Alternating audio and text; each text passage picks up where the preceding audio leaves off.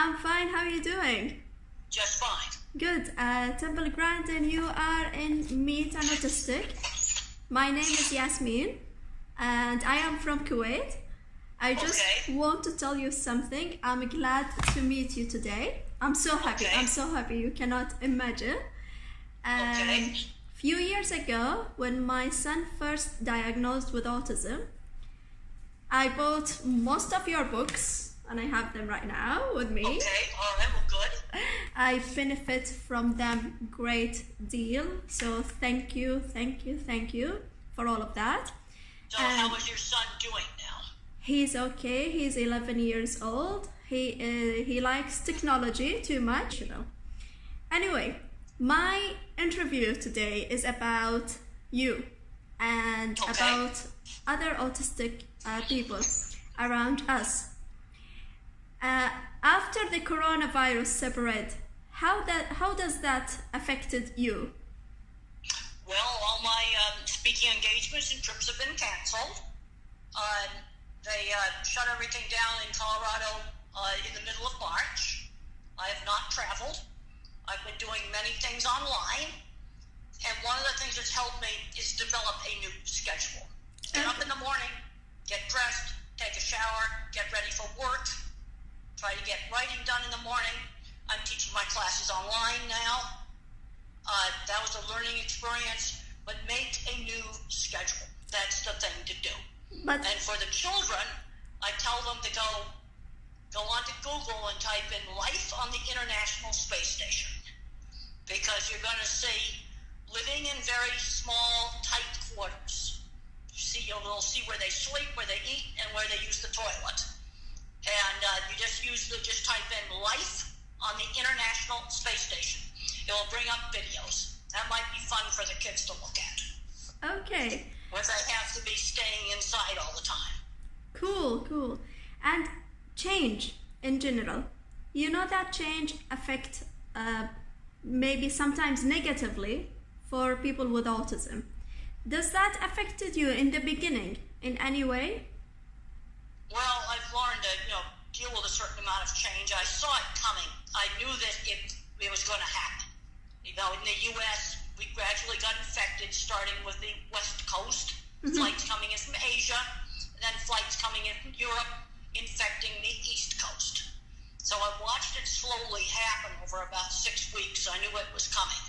So you actually prepared for that? Well, and then they just canceled everything. All my trips for the last 2 weeks of March, April, May, June, everything is canceled, and everything is being done online. When that canceled, did you feel any kind of anxious a little bit? Well, yes. I mean, I made some money on speaking engagements. There's a lot of concern about the economy. We have restaurants and companies like that, that are going to go broke. There's real concern. We have a lot of people out of work. Many countries all around the world, you have people out of work. It's a real concern. Okay, but now you are doing things online, and that's a little bit helpful. Well, it was a big change, and I immediately got the computer guy in, and we got rid of the Wi-Fi, hardwired connection. I had to learn it. It was a have to. Had to. So what's your advice for parents who are struggling with their kids at the moment because they cannot go to school, they cannot go out, they cannot do anything that they used to do it before the crisis? Well, the best thing is they've got to make a new schedule. First of all, when you get up in the morning, you take a shower, you get dressed, just like you're going to go to school. And then you're doing school online. Do that in the morning when you're fresh. Have a meal, shared meals. Make that part of the schedule. In fact, on the space station, they have a very clear midday meal where the astronauts get together at a table. They rather float around a table, and their stuff is stuck to the table with Velcro. But make a new schedule. Perfect. That's the best thing to do. And then, there's things to do. You can read books. Video game playing, I'd like to keep that somewhat under control. We do a lot of dog walking, because that's allowed. But you have to make a new schedule. Right. And that's the thing to do. And how to deal with anxiety? Well, it's not easy. Mm-hmm. You know, I'm a scientist, so I've been looking at a lot of, medications possibly treating COVID. That's turned into a political situation, so I'm not mentioning the names of any medications. But I'm being very careful not to get it. And if I did, I'd probably know how to treat it. But the names of medications have turned into politics, so we don't discuss that. I've read in your book, some of your books, you mentioned that you are under antidepressant medication. Yes. Yeah. And that's in my book, Thinking in Pictures. Antidepressants, yes, I will talk about that. I had horrible anxiety all through my 20s. I'm on a low dose of an old antidepressant. It saved me. Okay, so... And a mistake that's made with antidepressants, drugs like Prozac, for example, or fluoxetine, which is the chemical name, is giving too high a dose. And that's explained in Thinking in Pictures. And you've got Thinking in Pictures. I saw that you showed me the copy of the book. Yes. And even though that chapter's old, that information is still accurate about the antidepressants. Yes. And the mistake that doctors make with antidepressants is giving too high a dose. So what about, there are some kids who are very hyper, or let's say they are hyper and they are 3 years old, 4 years old, and then doctors start to give them the Raspidol medication. I want to reduce the amount of medication given to very young children. There's way too many drugs given out to young children. Way too much. One of the things you probably, more exercise. A lot of these kids need exercise. Some of them will calm down if you do sensory things, deep pressure, swinging, the things that the OTs do, sensory integration. Jean Ayer's sensory integration. I just read a new paper that is an evidence-based treatment. It's called Jean Ayer's sensory integration. I talk about that in Thinking in Pictures, where you do deep pressure, swinging, a lot of sensory activities. That can be helpful. Push the mountain. Just give 3-year-olds a lot of drugs, that's a bad idea. Exactly. I agree with you. And Temple, I also heard or read in one of your books that you are in the age of 40. You start to realize that people think differently than you, or maybe they have views that it's different than you. Well, I talked in my TED Talk. If you look at my TED Talk, The World Needs All Kinds of Minds, I talk about visual thinking where I think in pictures. And if you've seen the HBO movie, Temple Grandin, that shows exactly how I think in pictures. Mm-hmm. It shows it perfectly. But there's other people on the autism spectrum that are very good at mathematics. Yes. And that's thinking in patterns. Yeah, exactly. And I have a book called The Autistic Brain. You might want to guess. It's called The Autistic Brain. And I have the science for the different kinds of thinking. Right. And then some people are a word thinker. And that's described accurately in the TED Talk. Dr. Temple, what behavior we have to change it or modify it with our kids? Because sometimes parents spend too much time. They wanted to change, for example, the flapping hand, because for them it's not socially acceptable. But for me, I think if it does serve a function for the child and it's give him a satisfaction or sensory need, or he using it as a coping mechanism, then, and it's not affecting the way he learn, it's not a problem. But what do you think? Well, what they did in my family was I had some times where I was allowed to do some of those behaviors. Okay. But there were other times, like the dinner table, it was not allowed. Okay. It was not allowed at the dinner table, but it was allowed at some of the other times. Great. So it's depend on the parents, do you think? Or we need to change the view of the society toward... Well, I think there needs to be some places where they don't do it. Also, you don't want a child doing that all day. Mm-hmm. Because if they do that for 5 hours a day, you shut the world out. Sure. So they can have some time. I was allowed to do some of these behaviors for an hour a day after lunch, and a little bit after dinner, and then other times get the child out doing things. When I was a young child, there was a lot of emphasis on turn-taking games. Learn how to wait and take turns. Okay, great. what's advices for parents you want to say? Well, if you have a small child who's not talking, you've got to start working on it and teaching him how to talk. And that takes a lot of one-to-one interaction with a teacher. And teaching words. If you have a child that he has autism and he is gifted, well, then he maybe ought to work for a computer company. You said your son's really good with computers. Yeah. Well, is he taking programming classes? Maybe he needs to learn some JavaScript, some Python, some C++, some of the programming languages. Great. He needs to be learning those things. He likes also He likes to open a job in computer programming. All right, that's a great idea. I think we need to look at this and give him more programs. He likes to open the laptops and check what's inside. He likes to open the PlayStation and check the motherboard, how it looks like, and stuff like that. And does he put them back together again? Yes. Okay. And it's work again. And it's worked again. Yes. Well, maybe if you get some old computers you don't care about that he can take apart and then he can play around, changing parts around in them, learn more about hardware, and then also introduce computer programming and see if he can do it. Like the video game Minecraft works with JavaScript. Okay. He could learn how to do JavaScript. That's what makes Minecraft work. And what about the people who had severe autism? Well, some of the ones that have very severe autism that remains nonverbal, they can't control their movements. There's some books that you want to read that are written by people with very severe autism that can type independently. Mm-hmm. And one book I really like is the sequel to The Reason I Jump. It has a title like Fall Down 7 Times, Get Up 9 Times. That's a good book. Also, another one is by Tito Makapadehe, and it's titled How Can I Talk If My Lips Don't Move?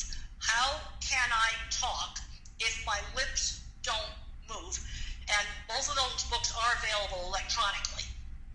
Perfect. Thank you for those books. Anything you would like to say in the end? The other thing is autism goes from a brilliant computer scientist, a brilliant artist, to somebody who can't dress themselves. You have this big range. And I've been out to the tech companies that bring you products like this phone that we're talking on right now. Mm-hmm. I've been to Apple, I've been to other companies, and I see the programmers there, and many of them are on the mild end of the autism spectrum. Sure. So at one end of the spectrum, you can get a job with a tech company. Your son, if he learns coding and programming, he could work for a tech company. But what about school? He doesn't study too much academic. He might study next year. All right, let's look at what he can study. Mm-hmm. How well can he read? No, he reads. He's very self-taught. He can do math. He's very good in science. But again, in Arabic language, he doesn't know how to read Arabic. He can't read Arabic. Okay, what can he read? Can he read English? English, yeah.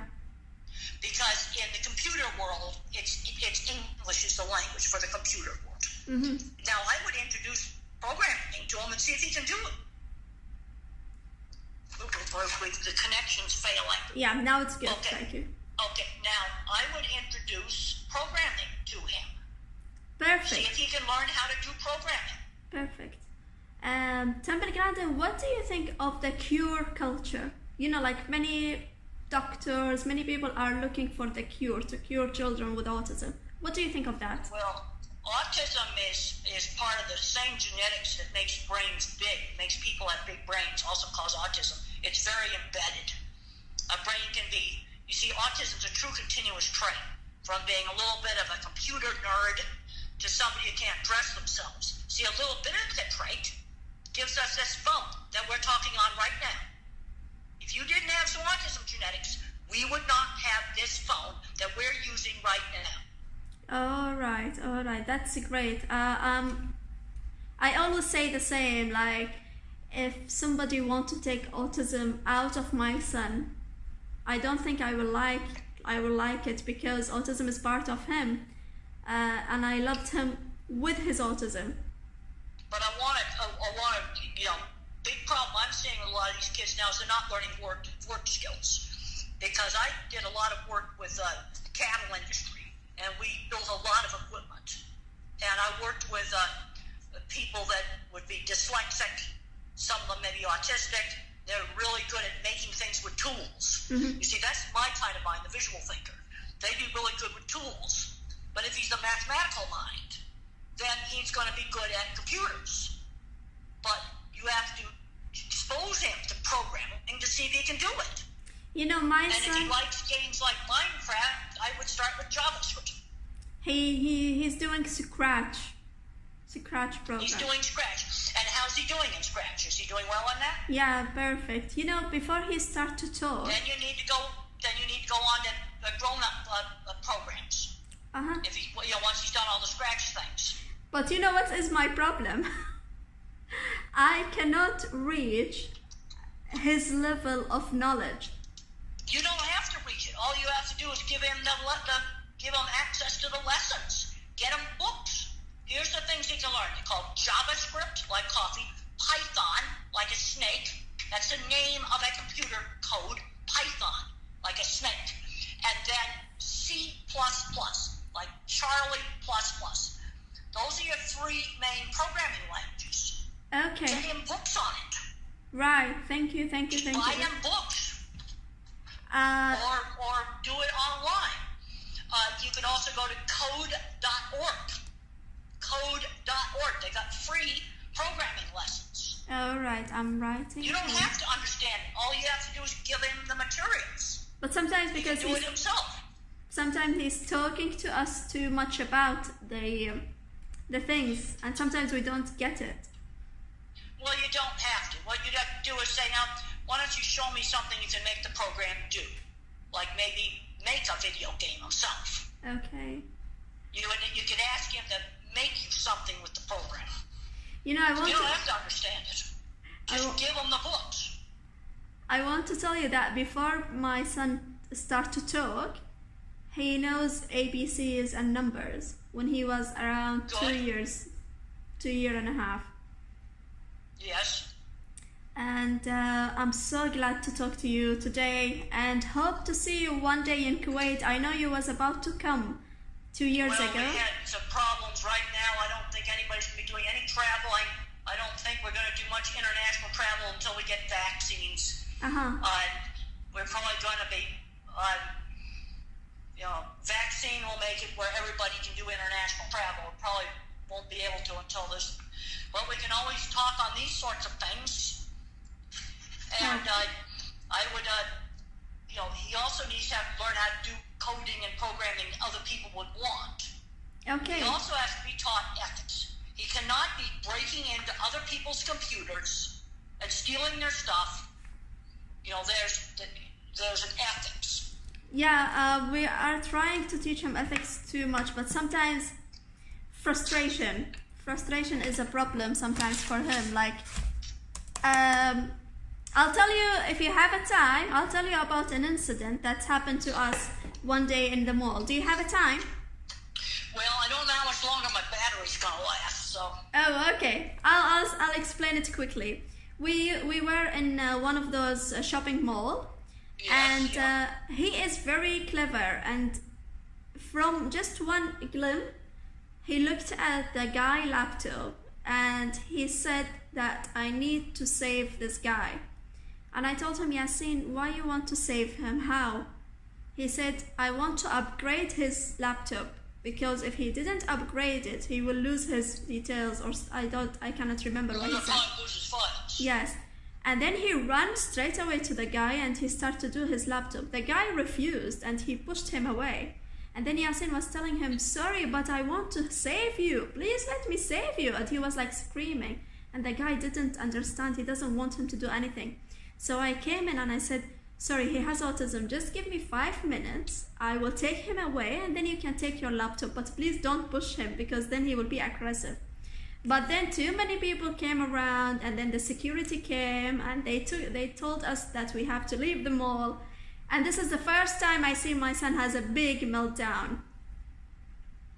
Yeah, he should have. But first of all, he needs to learn that he can't just go up and grab people's computers, even though there's something wrong with them. Yeah. And there's also a nicer way to ask somebody. Yes, yes. and then explain what the problem with the computer was. What do you think of social stories? I think that can be very helpful. Okay. Social stories can be very helpful. What else? Because what that does is it teaches him how to act in different specific situations. Now, that's a very good tool. And what else you suggest? Well, social stories are good. Another book that might be helpful for you is my book, The Way I See It. Yes, I've got it. The Way I See It. It has a lot of little short... Yes, okay. So you've got that. But the thing that you have to do is teach him when let's say he makes a social mistake when you're eating. Mm-hmm. Like maybe he puts his fingers in and drinks or something like that. Okay. Then you give instructions, say, now use the spoon to stir the drink, not your finger. You give the instruction when he does something wrong. Mm-hmm. Do you advise that we have to be very, very strict sometimes? Well, what should have been done in the situation in the mall is to have gotten him away from that before it escalated to that point. And he needs to understand that he can't just go up and go after other people's computers, even if they do have something wrong with them. Yes, I know, but sometimes it's really hard because I never thought that he will do this. I never thought of it. You know, like there are many... I think things like teaching them programming, that's something that he can do as a job. Yes. So I started introducing the JavaScript and, the grown-up programs, the JavaScript, Python, and C++, like Charlie++. You know what is his dream? Do I know what? Well, you know what he wanted to do in the future? Yeah, I don't, but he said, one thing he has to learn is you can't just, go after other people's computers. Yeah, he said that he wants to create a laptop or a computer. Well, maybe you ought to get him some old laptop pieces that he can put together and make a new laptop. There's old junk computers around that people just throw away. He could do stuff with them. I'll try my best. Okay. Hopefully. Would you like to meet him? Okay, yeah, okay, that'd be fine. Yasin? What time is it in America? Come. Okay, we're losing the connection here. Come here, Yasin. Uh-oh. Say hello. Well, unfortunately, the picture... Say hello. Hello. Hello, Dr. Temple. Hello, Dr. Temple Temple Grandin. Temple Grandin. Uh-oh, poor connection. Let's see what it says. It says poor connection. The video will resume automatically when because the of the connection camera. improves. I don't know what I said. Oh, the Wi-Fi still feel like Sonic? Wait. Alright, now it should reconnect. Stop it. Oh, what sound was that? Oh, it's a FaceTime. Alright, she's re-FaceTiming you. Hi, the connection went bad. Yes. So this is Yasin. Hi from the... Yasin, talk nicely, please. This is Dr. Temple Grandin. Hi. Hi. How are you doing? How are you doing? Hi, doctor. You're from the United States, right? That's correct, yes. I'm in Kuwait right now. Yes. And I know lots about technology and... Well, I see you have a United States shirt on, Midwest. That's a part of the United States. Oh, yeah. I found this... I have this shirt in like maybe 2018. Hey, if he's very good in remembering dates. let's just Okay, but that's definitely from the U.S. that shirt. Oh yeah. This is from Kuwait. I think they the products from Let's just talk USA. about The Midwest is a part of the U.S. It's the middle part of the U.S. Yes. It's called the Midwest. Oh, Okay. and there's something so that that's Thank Kuwait, okay. told you. It's made Thank God in USA, but Hello, they Coco. sell it here in You are Kuwait. no girl. Yasin, would you like to say anything? Would you like to say that you want to meet up with her in USA later? I think I want to meet up with you later, but I think I need to drive 12 hours. Here's the best way I found how to go here. He said I that first he have wants to go to UK first. Wait one day, and then I can travel to US and UK. But I have to wait until Corona finishes for that. you can continue. Okay, well, it's been good to talk to you, and I would get the programs and start learning computer coding. You can learn that. She said that you have to go online courses like Java. You said Java? Java. Think like coffee. You know, this one's called coffee. Java. Okay. JAVA. JavaScript. Yeah. You probably know what that is. JavaScript. Why don't you learn that? You know it? And then I will tell her maybe, I don't know. You will learn? Well, you get the book on it. You get the book. There's books on it you can get, and then you can learn it. I did a technology for a minute. If you're trying to fix an iPhone 7, the home button is not replaceable by the user. If you want to replace the home button on iPhone 7 or the newer, goodbye. Okay. And then they have, I'll talk to her now, and you'll go sleep. Okay. Bye. Bye bye. You won't know if you can learn it unless you just show it to them. All right. You just learn it. I'm very thankful for your time, Dr. Temple Grandin, and anything you would like to say to people in Kuwait? Well, you know, like your son, for example, looks like a child that could possibly get really good at computer programming. Work on developing the things that your child's good at. There's some kids with autism that are artists. They'll be really good at art, and they'll also might be really good with tools, with building things. And then you have the mathematical kids. They're going to be good at things like computer programming. And then you've got the kids that are more the word kind of kids. You know, take the thing that the kid's good at and build on it. And then the other thing is learning work skills. You've got to learn how to do jobs that other people want. That's the other thing they've got to learn. I totally agree with you. Do you still in contact with your friends that she was in the movie? Yep, that was the roommate I had in college. They did a very nice job of showing her. Right, and what about your machine? Well, I'm not using it anymore now. Okay, why you don't want it, or? Well, it broke and I never got around to fixing it. What do you do instead then, if you need a hug? Well, that's how you grill people, but now with COVID, we're not allowed to do that. Okay. We're not even allowed to shake hands anymore with COVID. Yes, you're right. How is your mom? She's doing just fine. Great. She's 93 years old and doing just fine, living in New York and doing really well. And you live alone, independently? Yes, I do. All right. You still have like sensory issues, right?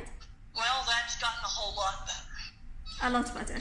Do you think sensory issues goes, or they stay and they become less? It depends. It's extremely, extremely variable. Oh.